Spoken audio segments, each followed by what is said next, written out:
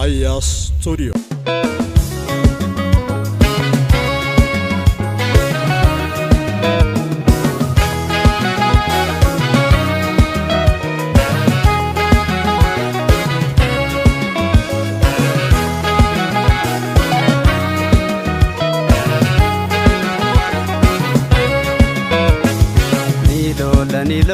Nilola kayo Oromotif nilola aba on injiru jedan olola wobon ke injiru jedan olola nilola kayo Oromotif nilola aba on injiru jedan olola wobon ke injiru jedan olola.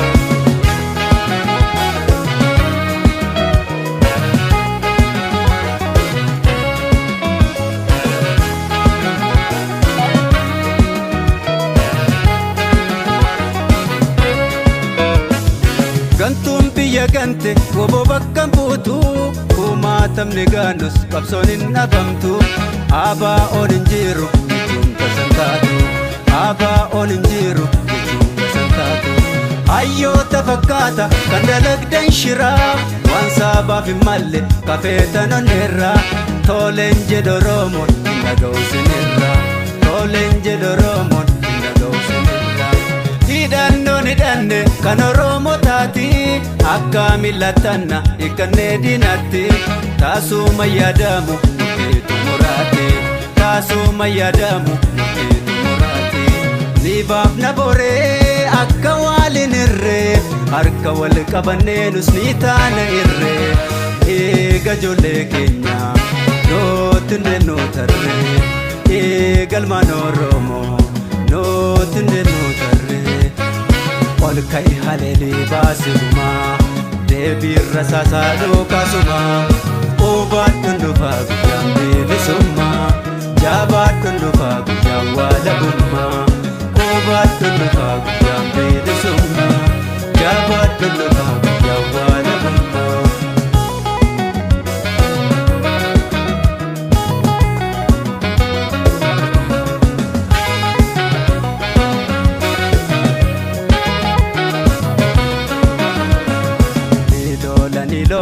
Nilola kayo Oromotif nilola aba on injiru jedan olola wobon kenya injiru jedan olola nilola kayo Oromotif nilola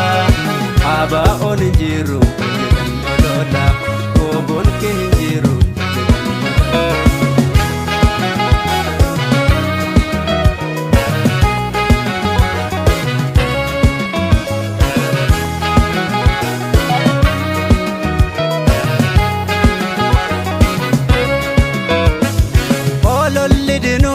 Amileenun cabsu qabso Oromorra dubannun deebisu kan nama arrabsu silaas nama faarsu kan nama arrabsu silaas nama faarsu kaalee irbuuseenne qawween kakanneerra ofiisin qusannu lubbuus kennineerra duubattin deebiinu garaas muranneerra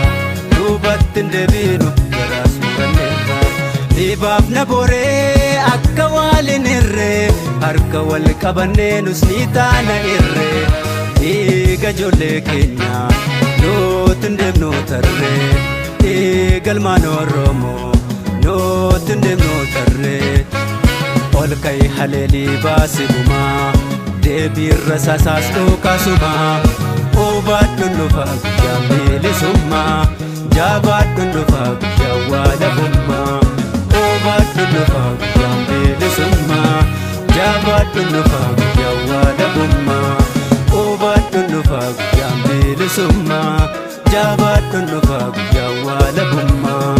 obaadhun dhufa guyyaa bilisumma jabaadhun dhufa guyyaa waalabumma.